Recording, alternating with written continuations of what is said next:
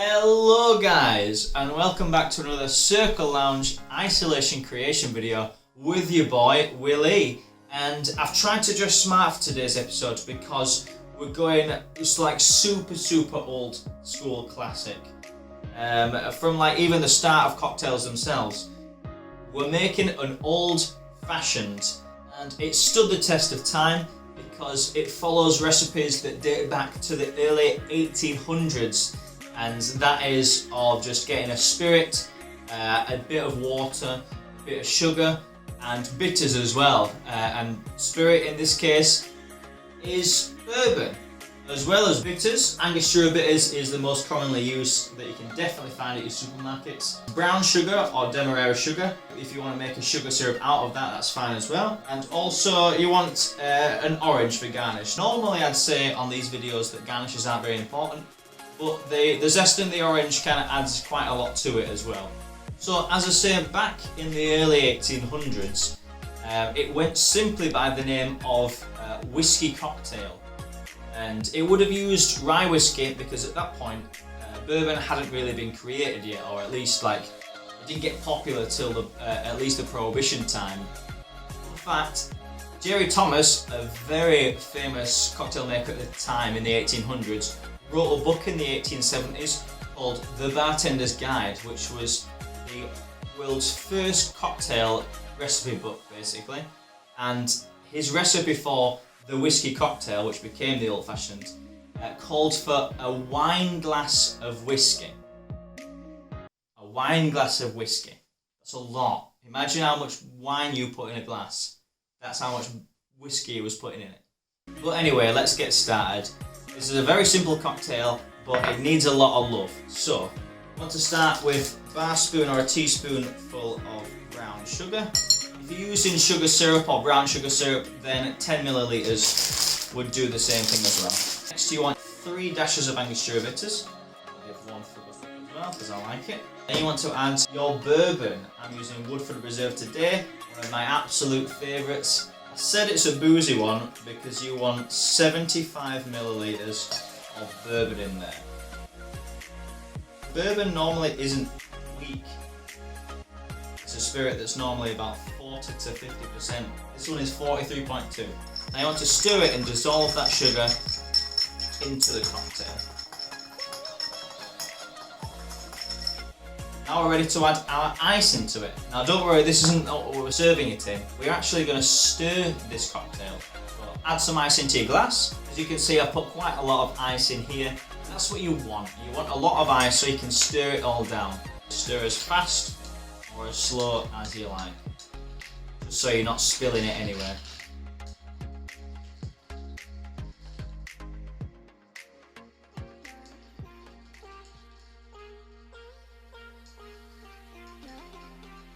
I said this needed a lot of love, and it's because you want to stir this for about a minute. And the reason why we stir it instead of shaking it is because you've got a lot more control over the dilution. If you've got smaller ice cubes like I have, you may want to stir it a little less, but you can always double check halfway through. This needs a bit longer. Still want that bite, but just so it doesn't blow your head off, basically. I think that's looking good, so let's have another check. I want to get a short glass. You want to strain out this ice when you're pouring it in. You don't want that ice that's already partially melted, so it'll melt really quickly and water down your old fashioned. That is not what you want for an old fashioned. Because obviously, the smaller the ice, the quicker it's going to melt because of the surface area. That's where the common misconception of smaller amount of ice, when someone says, oh no, I don't want that much ice, actually they're probably watering it down quicker. So to counter that, I'm gonna take a leaf out of Magic Matt's book and get some big ice. That's gonna make it so it melts very slowly, but still keep it that perfect ice cold temperature that I want. And then you just have to pour it in.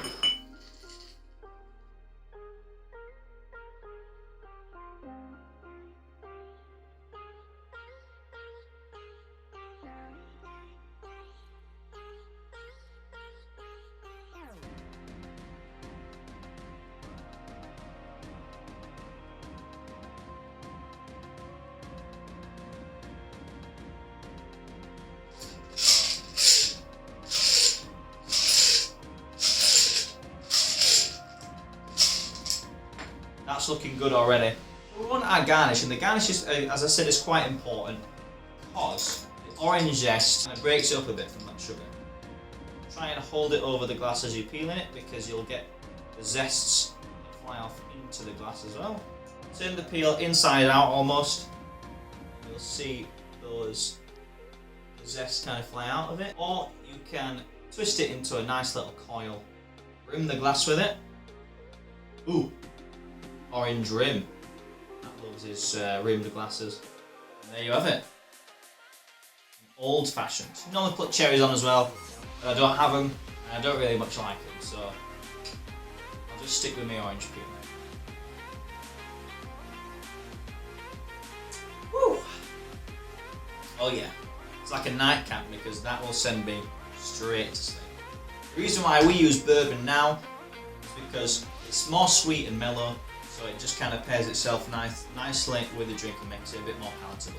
Rye whiskey back in the day, and still is, it's got quite a bit of a bite, dry and spicy. I also love to have a rum old fashioned. Me and Magic Matt, rum old fashions, that's normally our way to go if we're ordering them. So you can just play around with it. Cheers now, where everybody knows your name. All hail Ted Danson. Should only have one of them, shouldn't I?